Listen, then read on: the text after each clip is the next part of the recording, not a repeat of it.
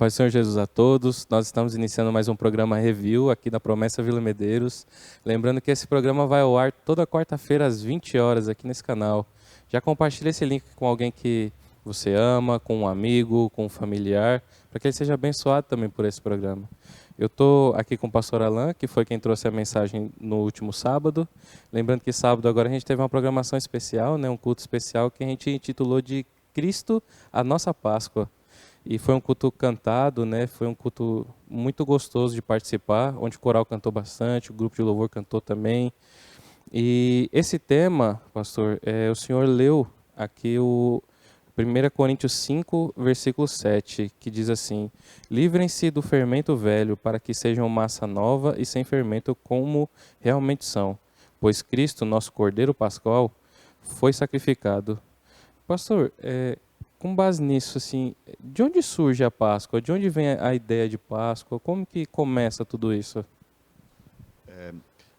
Quero cumprimentar todos com a paz do Senhor Jesus, paz do Senhor pastor Éricles.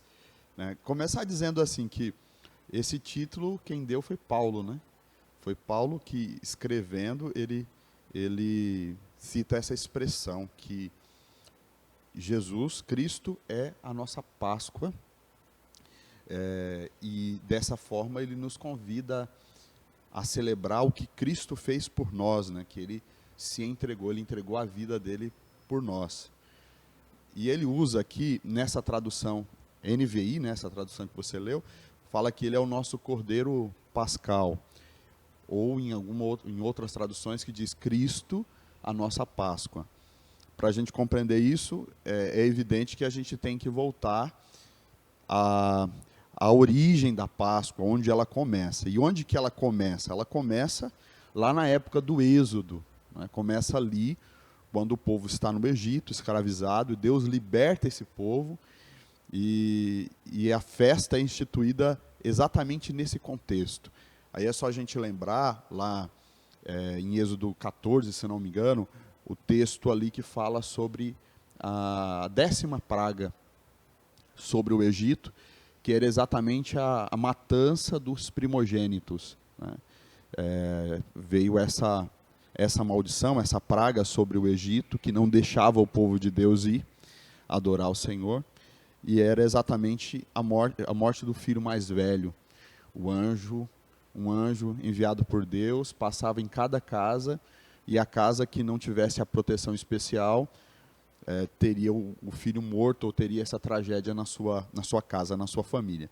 E Deus ordenou para os filhos de Israel que eles matassem um cordeiro e que pegasse o sangue desse cordeiro e que manchasse a porta, o umbral da porta.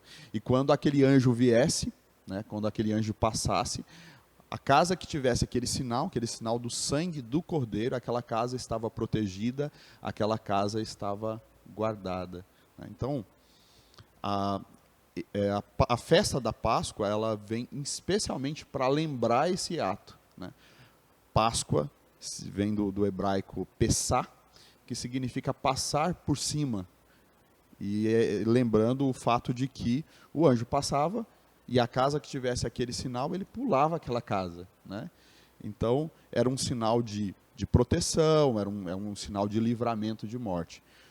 E a partir dessa ocasião, Deus instituiu que o povo de Israel, os israelitas, celebrassem essa festa, fazendo da seguinte forma: pegasse a carne daquele cordeiro, assasse, então eles comeriam a carne assada daquele cordeiro, acrescentaria a essa festa ervas amargas, porque lembraria a escravidão, o sofrimento, e também pão sem fermento.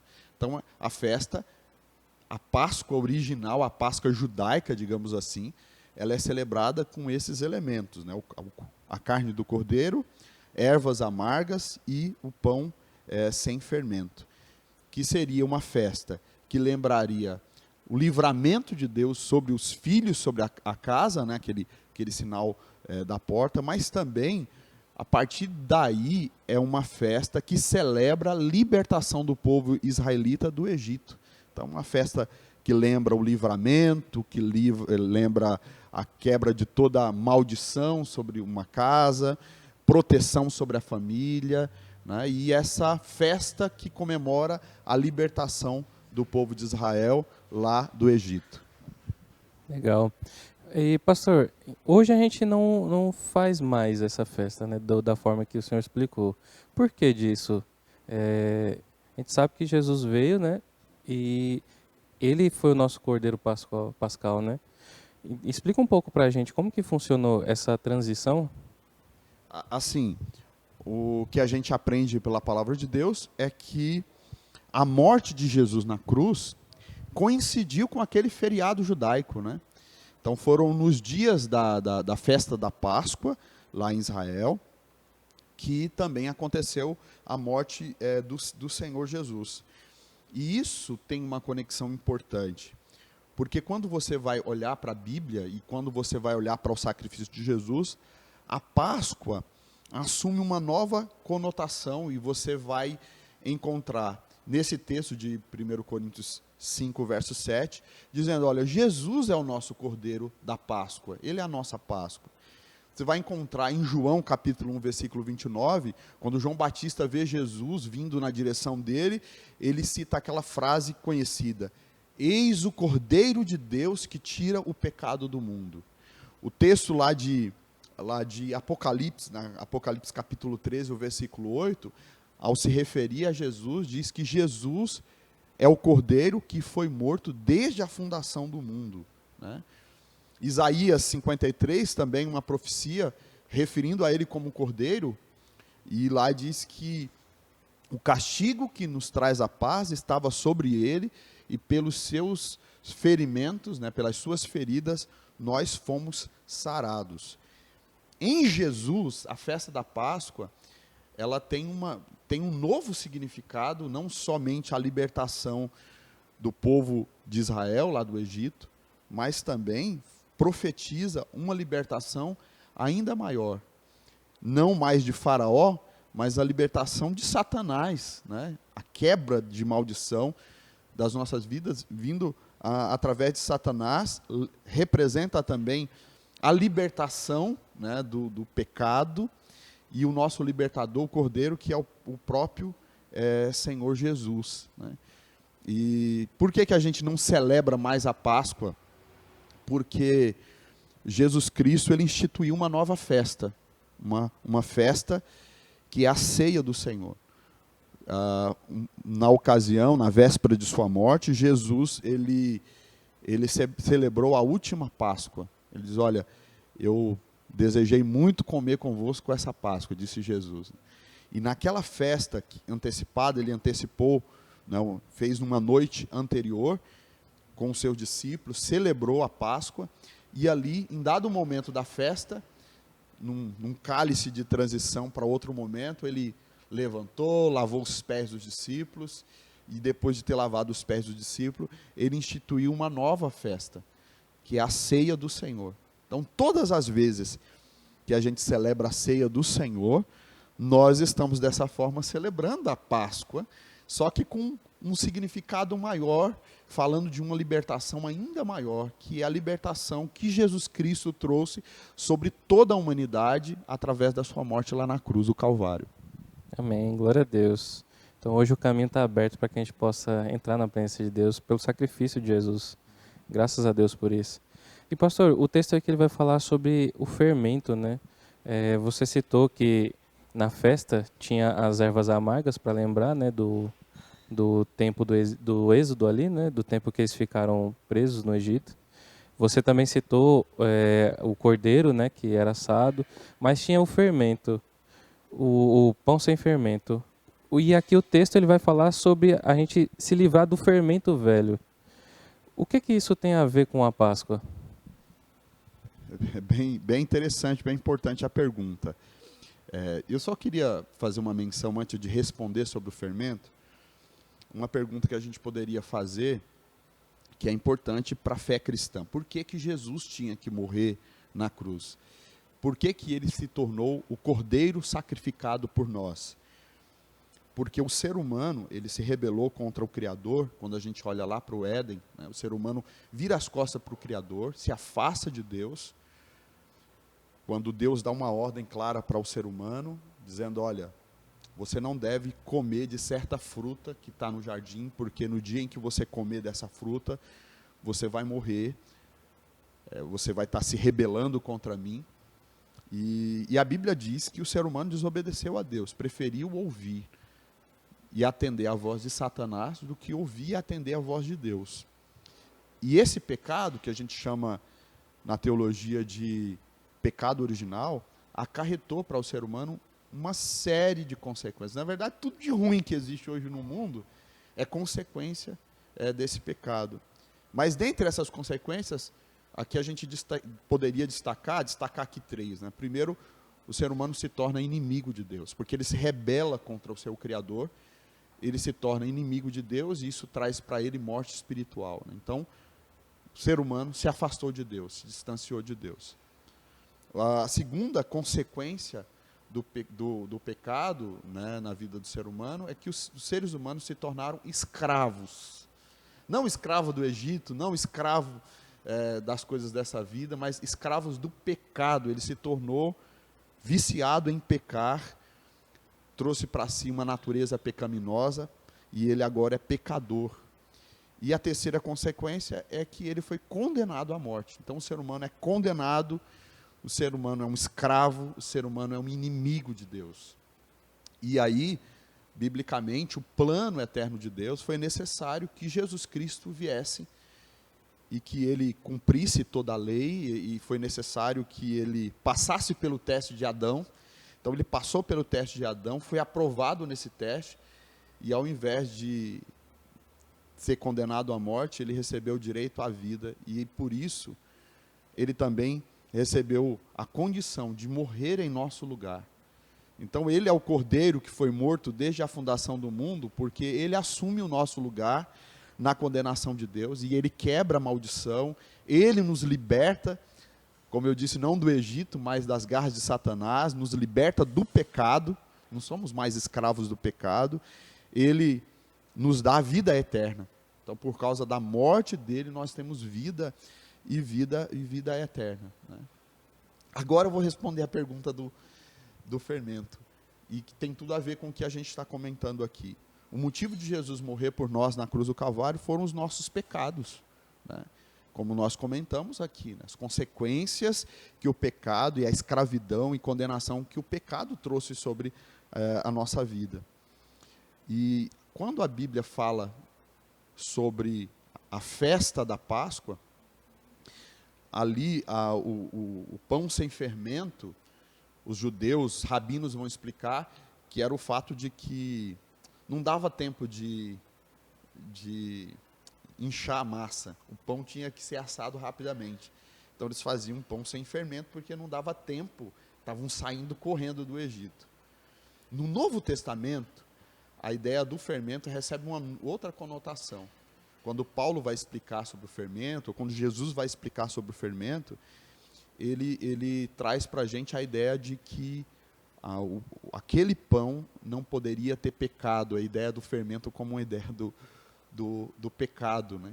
Então, Jesus, o pão que se comia ali, representava Jesus e o fermento pecado. Então, o corpo de Jesus não tem pecado, então, portanto, não tem que ter fermento. Esse texto, ele vai falar sobre isso. E ele vai falar também que, se Cristo morreu por nós e se identificou conosco na cruz do Calvário, nós também devemos nos identificar com Ele. E se Ele, sendo a nossa Páscoa, e nele não tinha fermento, ou seja, não tinha pecado, nós também devemos viver uma vida em santidade, uma vida dedicada a Ele. Então, esse é um convite que a Páscoa e a ceia nos convida a viver em santidade. Paulo vai falar aí, então, do fermento como um sentido de pecado que não pode mais estar na nossa vida. A gente precisa viver em santidade. Jesus, quando fala do fermento, em outro lugar, lá nos evangelhos, ele fala sobre o fermento dos fariseus, que também é outro aspecto desse fermento que leveda da massa. Lá ele vai falar sobre o legalismo, né? Que são aqueles que tentam confiar em seus próprios méritos, em sua própria força, que era o fermento do fariseu. Então, eu vou resumir dessa forma.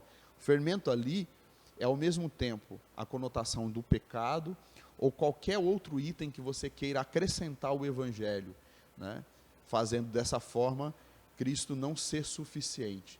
O que nós aprendemos pela palavra de Deus é que Cristo basta, Cristo é suficiente, o sacrifício dele é capaz de nos livrar, nos limpar, ele é puro e ele nos convida para uma vida de pureza, de santidade. Ele é um pão sem fermento e nós devemos também viver uma vida sem fermento, nós devemos viver uma vida consagrada a ele. Glória a Deus.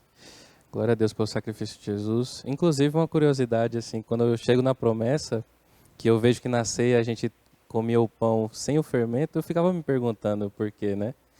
E aí depois me explicaram, depois de um tempo, falaram, não, é que o corpo de Cristo, ele não pode ir com fermento, ali está representando o corpo de Cristo. O fermento na Bíblia é sinônimo de pecado. E como assim o Cordeiro de Deus que tira o pecado do mundo tinha pecado? Não pode.